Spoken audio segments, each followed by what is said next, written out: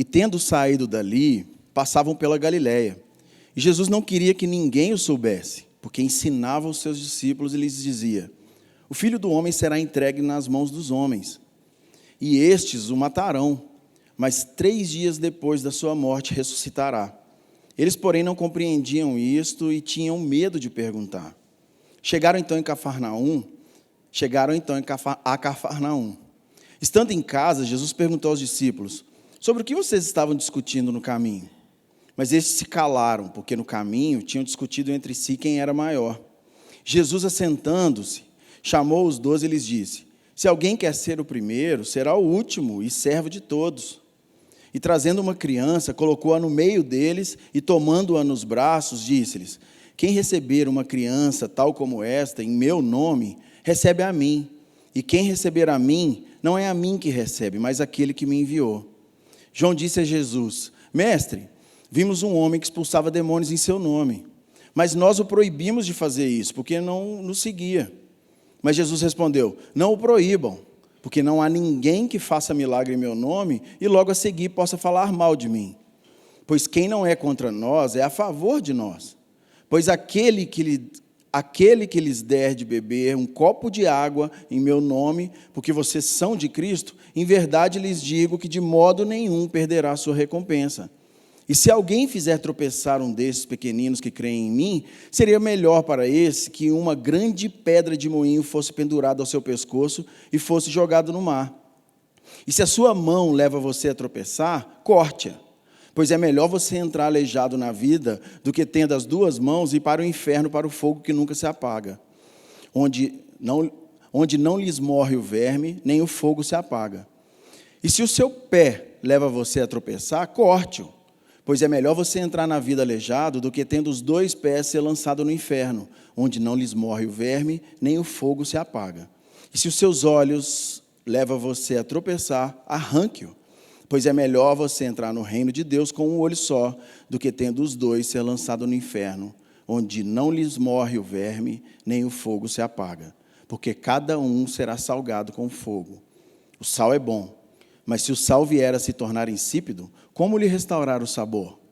Tenham sal em vocês mesmos e paz uns com os outros. Glória a Deus por sua palavra. Vamos orar pela palavra? Pai, nós te agradecemos nessa manhã, te engrandecemos e nós reconhecemos, Pai, a Bíblia como a tua palavra, revelada, Pai, escrita para que hoje nós pudéssemos estar aqui tendo o privilégio de estudar a sua palavra aqui nessa comunidade. E, Pai, nós pedimos ao Senhor que toda a direção dessa palavra venha para o nosso coração pura, simples, verdadeira, eficaz, transformadora, através do Seu Espírito Santo. Ilumine os nossos corações, ilumine os nossos olhos, os nossos ouvidos, para que tudo, Pai, que seja dito aqui seja através do Senhor, através do Seu Espírito Santo, transformando a nossa mente e os nossos corações. É o nosso pedido nessa manhã, Jesus. No nome de Jesus agradecemos. Amém. Irmãos, na semana passada, nós estudamos o trecho onde um garoto, um menino, havia sido liberto de um espírito imundo que controlava a vida dele. Um pai que clamava a Jesus para que trouxesse libertação para o seu filho. Um pai que procurava auxílio de todas as formas, mas que encontrou em Jesus, enxergou em Jesus, mesmo com a sua falta de fé, uma forma de saída para o problema da sua família. Uma libertação para o seu filho. Mas, por outro lado, nós também vimos o fracasso dos discípulos de Jesus. Os discípulos de Jesus não estavam conseguindo atuar da maneira que Jesus havia ensinado a eles ministerialmente. Eles não conseguiam expulsar esse demônio. E Jesus ensinou para eles, falando: olha, um discípulo ele deve orar, ele deve ter uma vida de oração contínua.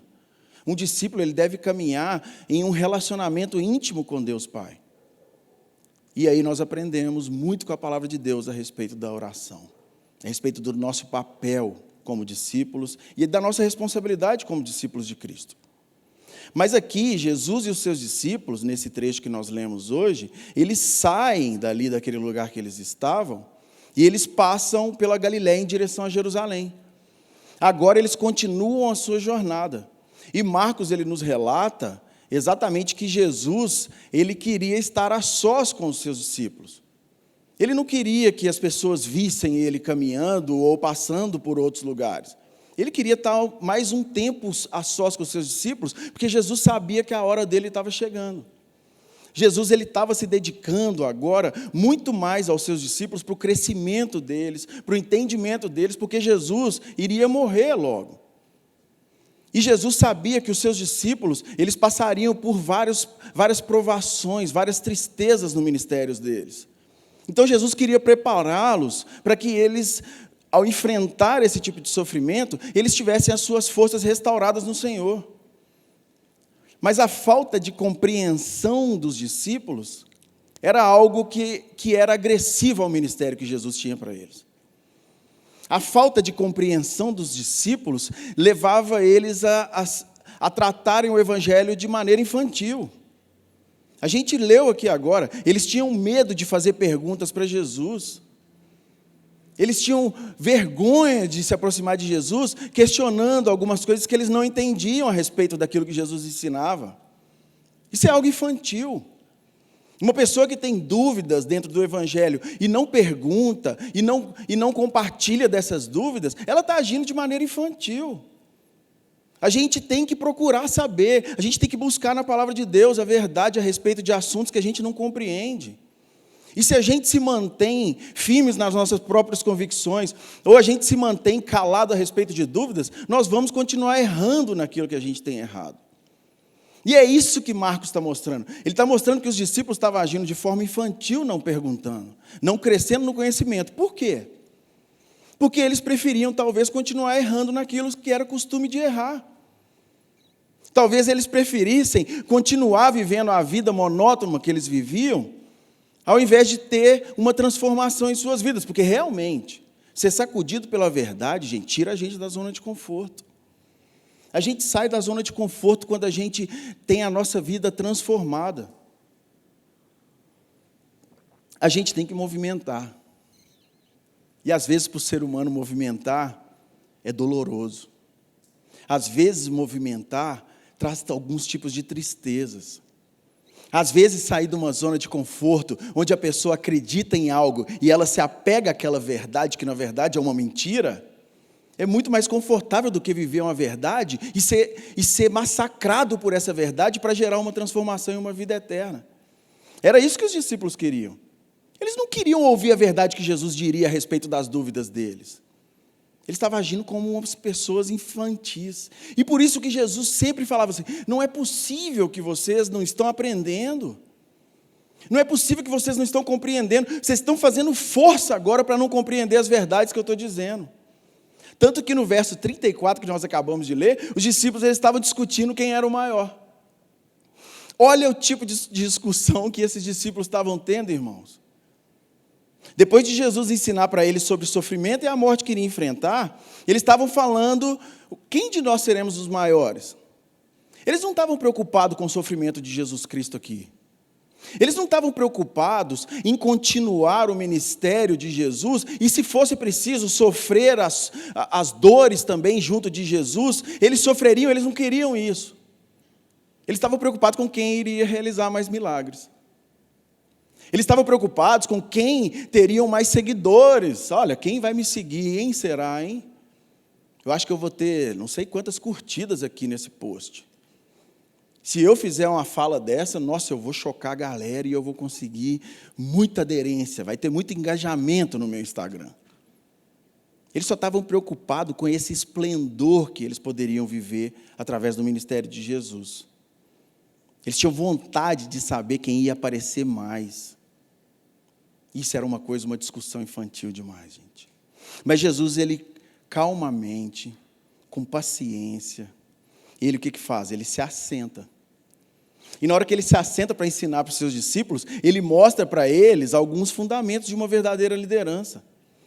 Jesus fala com eles, vem cá, espera aí, eu vou ensinar para vocês estão discutindo aí então, sobre quem vai ser maior, vocês não compreenderam. Eu vou ensinar para vocês a liderança por meio do serviço agora. Jesus está explicando aqui que aos olhos de Deus Pai, o sucesso depende de humildade. O sucesso depende de serventia. Sabe por que Jesus estava ensinando isso para os discípulos, irmãos?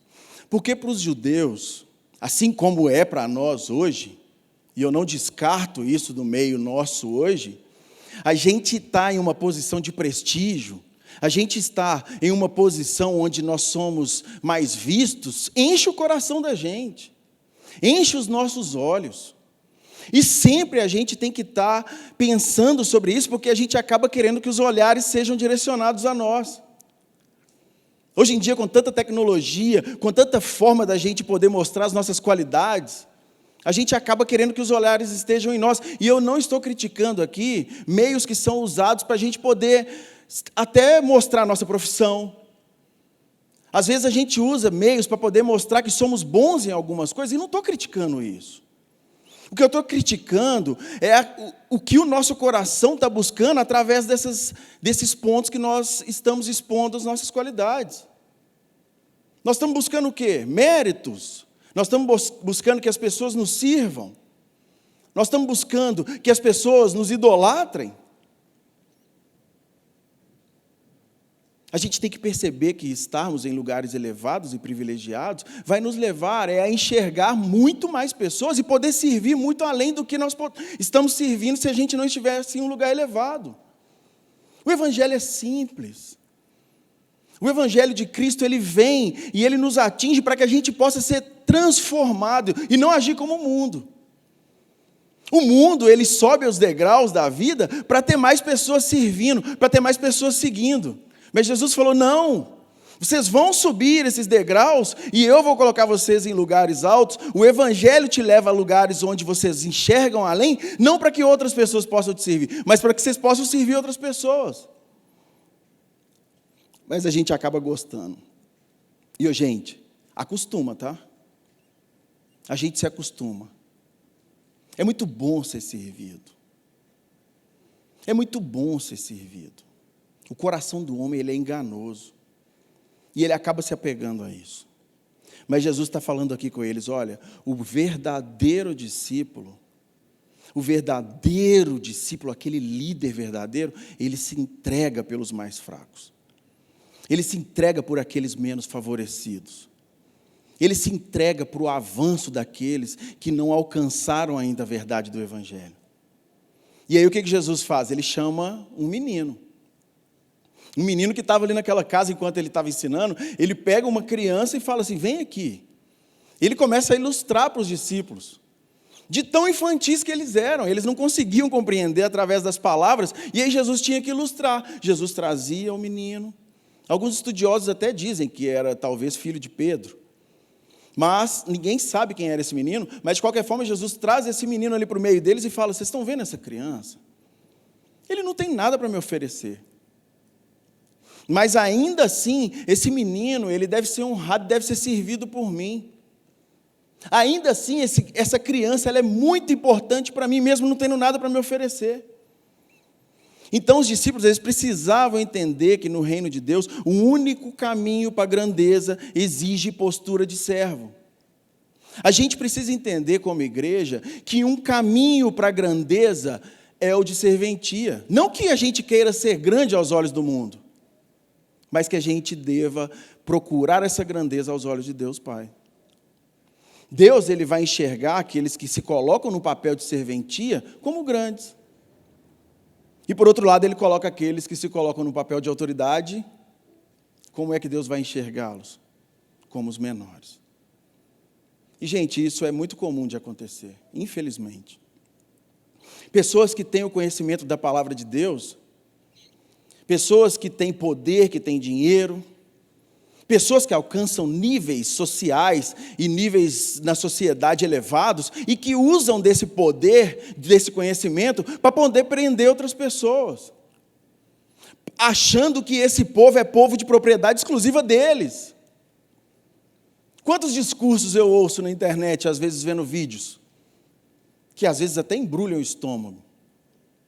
Às vezes eu vejo pessoas na internet que se dizem cristãs e que se aproximam dos outros através dos vídeos, já falando, bom dia, meu povo. Bom dia, meus queridos. Bom dia, meus filhos. A gente vê esses tipos de tratamentos, que são tratamentos para poder prender a mente da pessoa, para prender o coração das pessoas a eles. Mas sabe o que Pedro disse para a igreja, lá em 1 Pedro, capítulo 2, no verso 9 e 10? Vocês, porém, isso serve para nós, vocês, porém, são geração eleita, sacerdócio real, nação santa, povo de propriedade exclusiva de Deus, a fim de proclamar as virtudes daquele que os chamou das trevas para a sua maravilhosa luz. Eu não devo ficar proclamando as virtudes de um líder que fala só dele, que só fala do ministério dele, que só fala das coisas boas que ele fez. Nós falamos das virtudes daquele que nos tirou das trevas, que nos tirou de um caminho de morte eterna e nos colocou em santidade, que nos plantou a vida eterna. E no verso 10 Pedro fala assim: antes vocês nem eram povo, mas agora são, mais uma vez ele repete. Gente, se atentem para as repetições nos trechos bíblicos. Pedro fala que vocês são povo de propriedade exclusiva de Deus, no verso 9. No verso 10, nesse mesmo trecho, ele fala, mas agora são povo de Deus. Ele repete essa mesma frase, para nos trazer a consciência de que nós somos um povo de Deus, não de alguma pessoa, não de alguma instituição. Antes não tinham alcançado misericórdia, mas agora alcançaram misericórdia. Nós obtemos a misericórdia de Deus em nossa vida. Alegria é poder exaltar a Deus. Então o Evangelho ele vem para libertar as pessoas, não para aprisionar, não para prender as pessoas. Domínio e poder pertencem a Jesus Cristo, que é o Senhor, Salvador, Criador, Ele é o mantenedor, todas as coisas são sustentadas pela mão de Jesus Cristo. E é a Ele que nós devemos qualquer tipo de adoração, qualquer tipo de submissão é ao Senhor Jesus. É somente a Jesus Cristo. Mas então no verso 38, João, ele se vira para Jesus e ele fala: Jesus, nós vimos alguém expulsando o demônio em seu nome. Só que a gente chegou e falou, não, pode parar, porque você não pode falar em nome de Jesus, você não é um dos nossos, só nós que podemos. Mas sabe qual que é a ironia aqui, gente? Que os discípulos, eles haviam acabado de fracassar frente a um problema, frente a um desafio. Eles tinham acabado de fracassar, nós estudamos semana passada. Eles não conseguiram expulsar um demônio por falta de oração. Eles não estavam orando e Jesus chegou e falou assim, vocês não expulsaram o demônio porque vocês não estavam orando. Vocês estavam fazendo o quê? Vocês estavam conversando, discutindo com os outros lá naquela rodinha.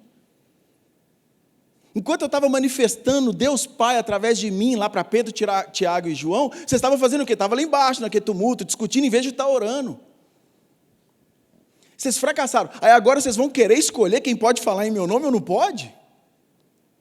Mas aí eu vejo a paciência de Jesus, gente. Quanta paciência Jesus tem com a gente. Jesus é maravilhoso demais. Não tem cabimento. Não tem cabimento. Os discípulos eles estavam mostrando aqui um preconceito agora. E a gente pode enxergar isso hoje talvez como um preconceito institucional. Ah, não, a minha placa é que é a certa. Ah, não, a placa da minha denominação é que é a certa. Os outros não podem falar, não é possível que eles estão falando. Quem são eles para falar? É só a minha placa denominacional que pode. Eles estavam, na verdade, colocando um empecilho frente ao avanço do Evangelho. Qual é a resposta de Jesus para eles? Não proíbe, não.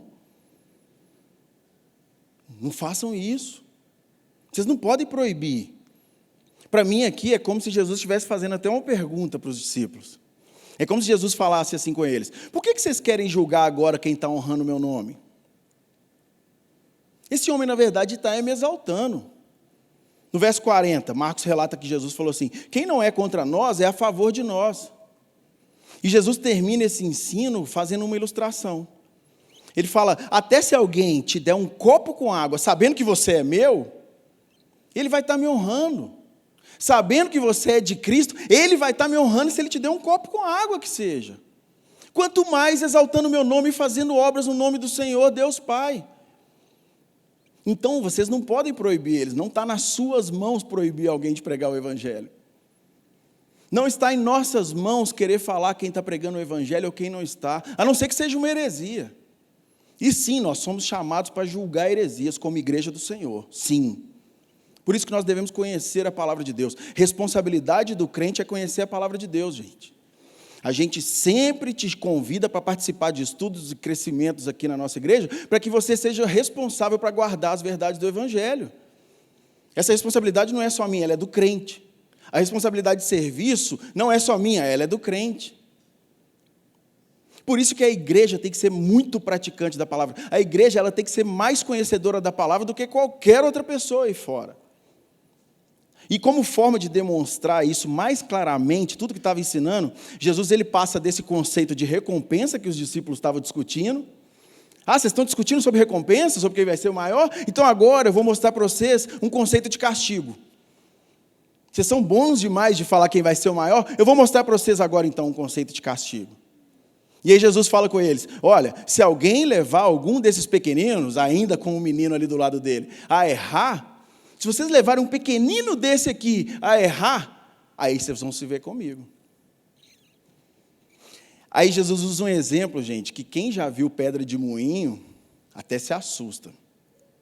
Porque Jesus ele fala assim, amarrar uma pedra de moinho no pescoço e se jogar lá no fundo do mar vivo, não é nada, não vai ser tristeza, não vai ser dor, não vai ser sofrimento nenhum, perto do que vai ser o fogo eterno que eu vou lançar a esses que levaram os meus à perdição.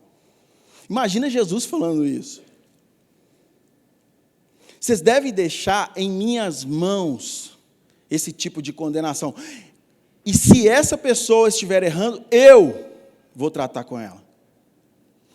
Se você já viu pedra de moinho, gente, tem pedra de moinhos com mais de 2 metros, 3 metros de diâmetro, aquelas gigantescas, porque elas eram presas a uma madeira e ou pessoas ou animais iam rodando para que ela esmagasse sementes, trigo, alguma coisa que fosse ser esmagada.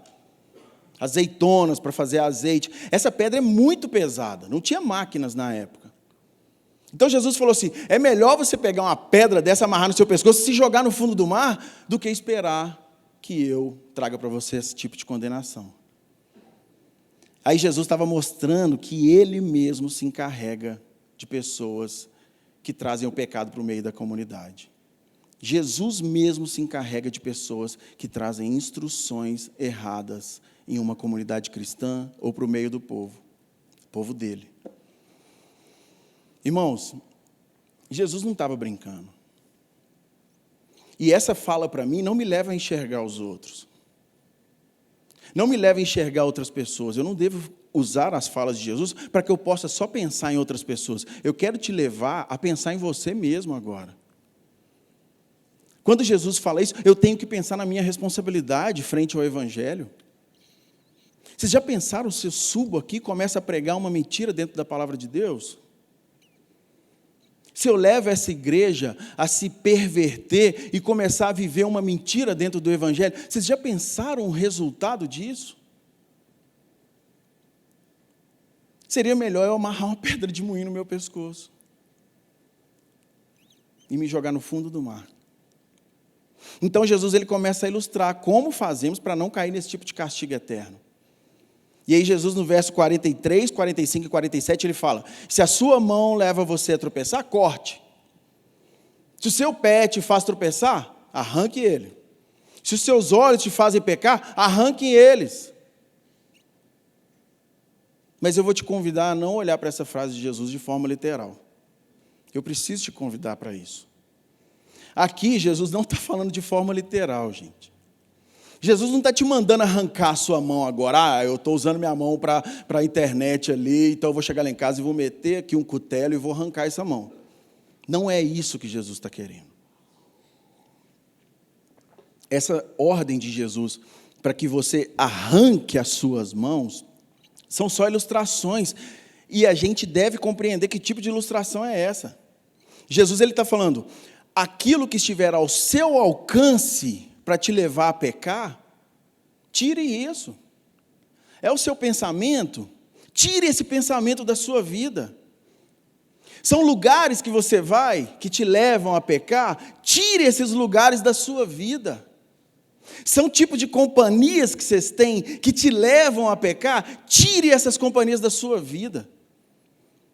Jesus está falando que para vencer o pecado nós devemos rejeitar as tentações que estão ao nosso alcance, como se tivéssemos cortado mesmo uma parte nossa. Se o seu pé te leva a um lugar sempre, você vai sempre para esse lugar, e sempre você está errando na mesma coisa, não deixe que o seu pé seja levado a caminhar para esse lugar de novo. Entenda dessa forma, é como se eu cortasse meus pés, não existisse cadeira de rodas e ninguém para me levar. Então eu não vou para esse lugar que me faz cair toda vez. Tiremos do nosso alcance aquilo que tenta nos levar para o inferno. Tiremos do nosso alcance aquilo que tenta nos destruir e, infelizmente, acaba destruindo a verdade sobre Jesus através dos nossos erros. Eu já falei sobre isso aqui enquanto a gente caminhava. Os discípulos fracassando acabavam apontando para um mestre que talvez poderia fracassar. Olha a nossa responsabilidade mais uma vez como discípulos e cristãos, gente. Quando a gente fracassa, a gente acaba apontando para um Deus que fracassa. As pessoas olham para isso e falam assim, espera aí, esses discípulos aprenderam com esse Cristo isso e estão fazendo isso? E eu nem falo que a gente vai conseguir levar uma vida em santidade automaticamente. Não é uma chave que vira. Não é um comprimido que a gente passa a tomar da noite para o dia e a gente começa a viver de uma maneira 100% correta. Não, a santidade ela é crescente, é um processo de crescimento através do Espírito Santo agindo em nós. Mas tem que ser crescente. O fruto do Espírito Santo, ele tem que crescer de forma igual. É assim que a gente sabe que realmente é o Espírito Santo que está trazendo crescimento. Porque se eu só cresço em alegria, mas eu não cresço em paciência, eu não cresço em paz, eu não cresço em autocontrole, é lógico que não é o Espírito Santo, é só eu fazendo força para crescer. Mas quando o Espírito Santo ele traz crescimento, a gente vai crescendo igual em todas as áreas da nossa vida. Ainda que seja demorado, não estou querendo te acelerar também não. Mas a gente tem que perceber esse crescimento. Eu olho para mim hoje e eu percebo que o Evangelho me transformou e eu estou melhor que ontem. Não tem como a gente parar no tempo como filhos de Deus, como servos, como parte de uma comunidade que estuda a palavra de Deus. A gente não pode parar. Nós temos uma responsabilidade enorme em nossas mãos. Uma responsabilidade gigante na nossa frente. E essa é a vontade de Deus para nós. E Jesus, ele, para ilustrar quando a gente fere esses princípios, para ilustrar quando a gente não aceita esses princípios de santidade, de fugir do pecado, de fugir dessa aparência, de viver essa vida pecaminosa, ele usa um exemplo do inferno. Jesus agora, ele está apontando o castigo, o quão pesado é esse castigo. E aí Jesus, ele usa aqui como exemplo para o inferno, uma palavra que é Geena. Geena, gente, era um lugar que era um vale, fora da cidade de Jerusalém, lembrando que Jesus estava ali reunido com os seus discípulos, e eles todos conheciam Geena. Então, para ilustrar, Jesus fala assim, sabe Geena, onde antigamente, lá no Velho Testamento, as pessoas sacrificavam outras pessoas em favor de um deus que se chamava Moloque, um deus falso, as pessoas matavam outras pessoas em sacrifício a esse deus naquele lugar em Geena. Então o lugar era um lugar que fedia, um lugar podre, era um lugar onde tinha vermes, onde tinha muita mosca, muita sujeira, muitos insetos ficavam acumulados naquele lugar, pelo tanto de sacrifício que acontecia naquele vale. Atualmente, enquanto Jesus falava, aquele mesmo vale que no Velho Testamento era usado para sacrifícios humanos, esse mesmo lugar agora passou a ser usado como um lugar para queimar lixo. E ali naquele lugar para queimar lixo, ainda continuando a ser um lugar podre, haviam muitos vermes, e o fogo era queimado ali constantemente. Era dia e noite o fogo pegando naquele vale. Então Jesus, ele fala assim, sabe Geena? Lá em Geena o fogo pega o tempo todo. Lá em Geena o cheiro é totalmente desagradável, e eles sabiam do que Jesus estava falando. Só que lá em Geena o fogo apaga. E aí quando joga mais lixo, eles têm que acender de novo. Só que lá em Geena, quando dá vermes, quando dá bichos no lixo, e o fogo pega, esses bichos morrem. Mas esse lugar que as pessoas pecadoras, que as pessoas que não se agradam das verdades de Deus irão, é um lugar onde o verme não morre. Esse lugar é um lugar onde o fogo não se apaga nunca. Então, vocês têm a imagem de Geena, compreendam, muito pior vai ser o inferno, vai ser esse lugar de perdição eterna. Essa imagem, gente, para os discípulos ali era horrorosa. Eu não consigo imaginar na nossa cidade, ou até na atualidade, um lugar que possa ser parecido para eu exemplificar também, não consigo. Um lugar que queima lixo 24 horas, com vermes, um lugar que já foi usado para sacrifícios humanos. Eu não consigo imaginar um lugar desse em nossa sociedade. Mas imaginem isso para os discípulos. O quanto forte foi isso aqui para eles. Sabe por quê? Porque Deus exige santidade do seu povo. Deus ele se manifesta com poder, com glória, para que a gente viva uma vida santa. Para que a gente leve uma vida sem podridão, para que Ele possa ter relacionamento conosco. O nosso Deus é santo, gente. Os olhos de Deus não podem enxergar podridão. Mas aí tem gente que joga tudo para as costas de Jesus. Ah, não, mas Jesus morreu na cruz para que Deus me enxergasse através de Jesus. Jesus é meu advogado. Mas aí a responsabilidade cristã fica de lado. É como se a gente não tivesse responsabilidade também. Nós temos responsabilidades como cristãos. E aí Jesus, ele caminha para o fim do ensino do discipulado com os seus discípulos aqui nesse capítulo 9. E no verso 49, Jesus ele começa a exemplificar que Deus ele já nos transformou, ele já nos separou. O poder de Deus já é manifestado em nossas vidas a partir do momento que Ele nos elegeu para Ele. Deus, Ele manifesta o seu poder em nós e nos dá força para viver dessa maneira, para viver de uma maneira santa. Deus te dá as forças para que você consiga viver de maneira santa, Ibage. Entendam isso. Não usem de argumentos falhos ou infantis para falar que vocês estão errando na mesma coisa sempre. Não usemos, eu trago isso para o plural, a gente não deve usar de argumentos falhos, argumentos infantis. Ah, essa coisa aqui sempre foi para mim um espinho na carne. Não entra nessa, gente. Porque Deus nos dá força para enxergar a nossa falha, para enxergar os nossos limites e saber até onde a gente pode ir e até onde a gente não pode ir. Nós sabemos. Nós sabemos onde nós estamos falhando. Nós sabemos onde nós estamos tropeçando. Nós sabemos, porque o Espírito Santo está dentro de nós. Se você já se rendeu a Jesus Cristo, já reconheceu Ele como Senhor e Salvador, Ele já está aí no seu coração, através do Espírito Santo, te trazendo confronto. E aí, às vezes, a gente desmerece as verdades do Evangelho. Às vezes, a gente desmerece aquilo que Deus fez na nossa vida. Mas aí, no verso 49, Jesus ele usa o sal como uma ideia de agente purificador, para simbolizar um sacrifício puro. Naquele tempo, irmãos, não tinha geladeira. Naquele tempo, não existia eletrodoméstico para poder manter um alimento puro. Então, eles usavam um alimento, por exemplo, de origem animal, eles pegavam e colocavam sal nele. Até hoje tem esse método com carnes de sol, essas coisas que virou até algo bonito na culinária, algo que enche os olhos. Ah, a carne salgada, aí tem que dessalgar, mas não é muito bonito de ver essas carnes penduradas assim nesses lugares. Mas são carnes que estão sim guardadas. Elas estão puras. Elas estão lá de uma maneira que elas estão conservadas. O sal mantém esse tipo de pureza. E esse alimento ele se torna comestível através do fogo depois. Jesus está usando esse exemplo. Jesus está ensinando sobre uma vida de discipulado com sacrifícios a Deus. O sal é como se fosse o processo usado por Deus para purificar a vida do crente, por meio de provações, por meio de problemas que nós vamos passar, por meio de tristezas que nós vamos enfrentar. E sim, nós enfrentaremos tristezas, nós enfrentaremos provações. Mentiroso é um evangelho que fala que o povo de Deus não vai enfrentar as coisas que o mundo oferece.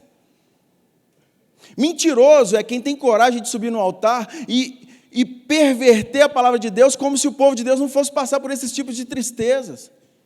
Nós estamos no mundo, gente. Nós vivemos nesse mundo para ser sal da terra. O cristão, ele passa por essas situações não para deixar de servir. Ah, não, agora eu estou triste porque Deus não tem cuidado de mim, também eu não vou à igreja. Ah, não, eu também estou sofrendo demais, então eu não vou ligar para aquele irmão que está passando por problemas. O problema é dele, cada um sofre o seu. Não é para a gente deixar de servir. Jesus está falando assim, as provações que vocês passam, e a pureza que o sal de Deus e que o fogo de Deus te coloca, é para que vocês possam servir mais. Uma carne, quando ela está salgada e ela passa pelo fogo, ela serve muito mais para nós do que quando ela não está salgada e fora do fogo. Então nós, como cristãos, a gente deve, passando pelo sal e pelo fogo, servir mais também aos outros. A nossa serventia, ela é ampliada. Nós temos muito mais serventia para o reino de Deus. E aí no verso 50, Jesus faz uma pergunta. O sal é bom, gente. Mas se o sal ficar insípido, se o sal ficar sem sabor, se o sal ficar sem gosto, como que a gente restaura o sabor dele? E aqui agora nós vemos não o sal como agente de purificação. Aqui agora Jesus está mostrando o sal como um agente de conservação. Aqui agora Jesus está mostrando que esse sal que nos salgou para nos purificar, ele também nos conserva. E aí Jesus retrata o cristão como sal da terra. Ele está falando, olha, Deus escolheu vocês para fazer diferença. Por que vocês continuam aqui no mundo? Deus então poderia ter arrebatado todo mundo, eu escolhi e arrebata, escolhi e arrebata. Ele nos colocou aqui para que a gente continue a fazer diferença na sociedade, para que a gente continue salgando a terra, para que a gente continue pregando o evangelho, para que a gente continue servindo aqueles que nunca vão nos servir. Muito difícil. Mas a nossa responsabilidade é essa. Deus nos plantou aqui nessa terra, nos escolheu, nos salvou, nos purificou e nos conserva em santidade, em um relacionamento com Ele, para que a gente continue servindo a esses povos que são perdidos, a esse povo que às vezes não reconhece Jesus Cristo como Senhor e Salvador, mas sim, nós vamos servir, vamos salgar a terra. Porque se eu perder o sabor, para que eu sirvo? Um crente que não tem gosto, para que ele serve?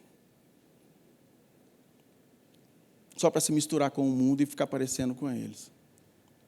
Aí perdeu o sabor. É assim, é dessa maneira, conseguindo salgar a terra, conseguindo servir ao próximo, mesmo ele não nos trazendo benefício nenhum, é que a paz de Deus continua conosco. É esse entendimento dessa passagem. Mas então eu quero chamar a sua atenção nesse texto para alguns pontos, para a gente poder orar. Várias considerações importantes nós vimos aqui, mas eu vou chamar a sua atenção para 3 pontos. Em primeiro lugar, a gente não pode definir a verdade com base nas nossas próprias tradições.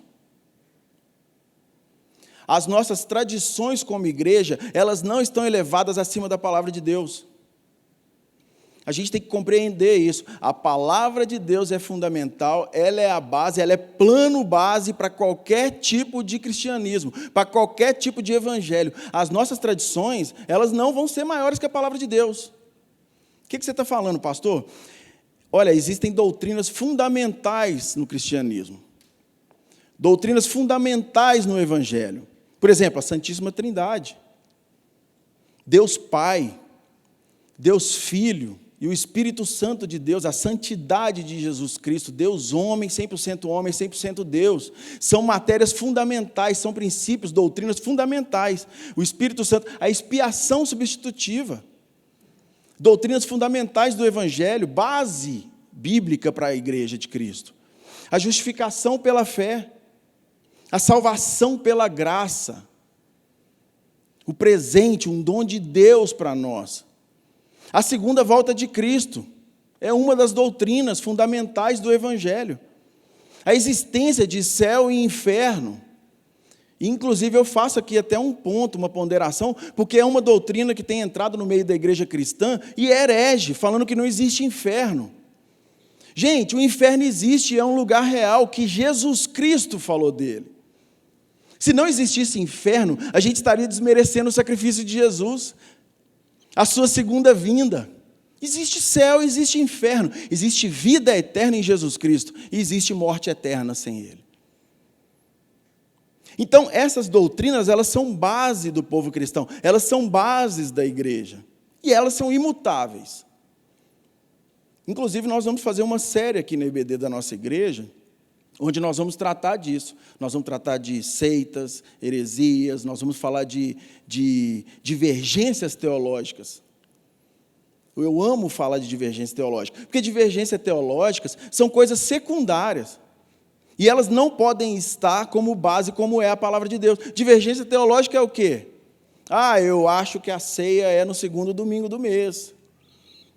Eu acho que é no primeiro. São entendimentos secundários teológicos, que não afetam nesses pontos que são fundamentais. Como eu amo falar disso.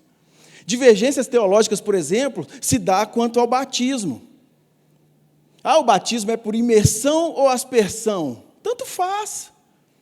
Isso não altera os fundamentos bíblicos e a base da igreja. Isso nós vamos descobrir no dia que a gente estiver lá no céu. Nós vamos chegar na presença de Deus e vamos falar, e aí, era imersão ou aspersão? Aí ele vai falar para a gente, era assim, ou assado, e pronto, não vai mudar. Só que a gente não pode elevar essas tradições acima da palavra de Deus. A gente não pode botar isso como doutrina fundamental, de forma que a gente não enxergue quem tem as doutrinas fundamentais como nossos irmãos, como estavam fazendo os discípulos. Eles estavam apegando agora a quem não caminhava com eles. Não, se você não é da nossa igreja, você não é crente não, sai fora. Um outro ponto que eu te chamo a atenção, nós devemos lutar para nos livrar do pecado e da tentação também. Se alguns tipos de conversas, se alguns ambientes nos levam à tentação e que podem nos levar ao pecado, eu evito. Alguns tipos de condutas minhas me levam à tentação, que vão me levar a pecar, ainda que essa conduta não seja pecaminosa. Entendam isso, gente. Tem uma conduta minha que não é pecaminosa, mas se essa conduta minha pecaminosa me leva à tentação para eu poder pecar, corta. E eu poderia dar vários exemplos, mas como eu não tenho tempo para poder explicar, eu não vou entrar em exemplos aqui agora que são discutíveis demais. Mas na minha cabeça aqui borbulha um tanto de exemplo. Isso nós vamos aprendendo com o tempo aqui na igreja, EBD, nós vamos falar de liberdade cristã, vamos falar de responsabilidade cristã. Isso vai ser maravilhoso, vai trazer uma libertação para a gente espiritual. Mas a vontade de Jesus aqui é que a gente deve enxergar que o pecado e as tentações, elas não devem fazer parte da vida do crente. A gente tem que rejeitar isso com consciência. Rejeitem com consciência aquilo que te leva a tentações e baixe. Rejeitem com consciência, com os olhos do Espírito Santo através dos seus olhos, aquilo que pode te levar a cair. Aquilo que pode levar um outro irmão a cair. Se algumas atitudes suas, e eu repito, mesmo que não sejam pecaminosas, pode levar um irmão seu à tentação e ao pecado, não utilize dessas atitudes como parte do seu cotidiano. Porque nós estamos aqui para servir os outros, não estamos? Se eu perder o sal, o que adianta? Para que eu vou servir se eu não puder salgar a terra? Com essa consciência, a gente começa a cumprir com a vontade de Deus mais nessa terra. Outra coisa, e por fim, o terceiro e último. As provações que vocês passam, as provações que nós passamos, não devem ser desprezadas. O crente, sim, passa por provações. Mas essa provação, ela acaba nos trazendo crescimento espiritual. Muitos começam a imaginar, através de teologias mentirosas que são ensinadas em lugares com placas de igreja, que o crente não passa por dificuldade. Nós somos filhos do rei, o filho do rei é herdeiro do reino, e ele não passa por dificuldade. Mentira! Deus, ele não tem obrigação de cumprir com as nossas vontades. Deus é soberano. E se a gente pede algo para Deus, e Ele nos responde de uma maneira diferente, por mais difícil que seja, a vontade dEle é a melhor para nós, e nós devemos reconhecer isso como cristãos. Deus, eu te pedi isso, mas o Senhor não me deu isso, mas eu tenho certeza que é o Senhor quem ordena a minha vida, e eu tenho certeza que isso que o Senhor não me deu, ou me deu o contrário do que eu pedi, é o melhor para mim. Gente, quão maravilhoso é poder levar uma vida assim. Como é maravilhoso poder perceber que a vontade de Deus sendo cumprida em nossas vidas, ainda que seja através de alguma tristeza, ainda que seja através de provação, ela vai ser cumprida e assim nós estaremos crescendo. É passando pelo fogo que nós vamos nos tornar muito mais úteis na sociedade. É assim que nós vamos ser uma igreja relevante. Tiago, capítulo 1, no verso 2, Tiago fala assim para a igreja: as provações são um teste de nossa fé, que visa produzir perseverança e nos tornar íntegros. Quando vocês passam por uma provação, está testando a sua fé sim. Só que isso vai te tornar íntegro e vai te ensinar a perseverar frente a outras provações que você vai passar. 1 Pedro, capítulo 1, no verso 6, ele fala que as nossas dificuldades são tempos da vida. Pequenos tempos da vida que nós passamos, que faz evaporar as impurezas de nossas tendências pecaminosas e nos transforma em ouro puro. O ouro, ele deve passar pelo fogo para ele poder ser purificado. E aí, quando os caras estão derretendo aquele tanto de peça de ouro, eles vêm com uma colher e tiram aquela parte de cima do ouro, que eu nem lembro como é que chama aquele trem, mas aquela parte não é ouro. O que sobra ali no fundo é aquele ouro refinado. Aí sim vai chegar um dia que nós seremos um ouro refinado. Mas é como eu disse anteriormente, isso não acontece da noite para o dia, e ninguém está aqui para poder te trazer um peso de consciência, para que você consiga fazer isso de hoje para amanhã. O Evangelho é um crescimento espiritual. À medida que você vai conhecendo a palavra de Deus, ele vai trazendo transformação à sua mente, e a sua mente vai se enchendo da palavra de Deus, vai se enchendo desse Evangelho, as suas atitudes vão sendo transformadas, vão sendo moldadas de acordo com a vontade de Deus, e aí sim você vai caminhando. Diferente do que os gnósticos acreditavam, eles achavam que o homem ia alcançar uma excelência quase divina. Não, nós não vamos chegar a ser assim. Nós continuamos sendo pecadores, a gente continua tendo problemas em nossas vidas, mas o crescimento, ele continua. A gente tem que continuar crescendo. Então, nós somos sal da terra e devemos agradecer a Deus por esse refinamento. Então, em primeiro lugar, nos apeguemos à palavra de Deus como verdade absoluta. Em segundo lugar, lancemos fora todo o pecado que nos condena. E, por fim, vamos viver as nossas experiências, ainda que provações ou alegrias. Nós viveremos alegrias também, tá? Eu não quero falar com vocês que são só provações. Nós vamos viver alegrias, nós vamos participar de churrasco, nós vamos participar de comunhão, nós vamos participar de casamento. Pastor João casou ontem, foi um momento maravilhoso. A gente teve ali naquele casamento, comunhão, festa, teve dança. Nós vamos viver momentos alegres também. Só que tudo que a gente vive, quer seja alegria ou quer seja tristeza, nós enxergamos a vontade de Deus sendo cumprida e a exaltação a Deus. Deus permite que a gente passe por esses momentos, quer sejam felizes ou quer sejam tristes. E a gente agradece a Ele porque nós somos refinados através desses momentos. Até nas nossas diversões a gente consegue exaltar a Deus. Porque a gente está conversando com irmãos, a gente está brincando, a gente está dançando. Ainda que seja funk, que é terrível aos meus ouvidos. Mas ainda que seja funk, e os meninos estavam brincando ontem, dançando, e eu fico feliz de ver essa alegria, essa comunhão. Porque também tem momentos de tristeza. E a gente passa junto também. Mas sabendo que está refinando o cristão. E um dia, sim, um dia nós seremos puros, teremos o corpo glorificado, estaremos na presença desse Deus que é santo, poderoso, e aí sim nós vamos viver de forma plena, com a vontade de Deus sendo cumprida em nossa vida a partir de agora. Nós somos salvos a partir de agora. Você já é salvo, então você já começa a viver essa realidade a partir de agora. Que a vontade de Deus continue sendo cumprida em sua vida. E se você ainda não se entregou para esse Jesus, eu te convido a fazer uma oração e falar com Ele. Eu te convido a falar com Ele, e é uma vontade dEle sendo exercida através do seu coração agora. Ele te chama. Responda logo a esse chamado. Não resista, como foi ministrado aqui hoje de manhã, exposto, lecionado na escola bíblica. A graça irresistível de Deus, ela nos alcança.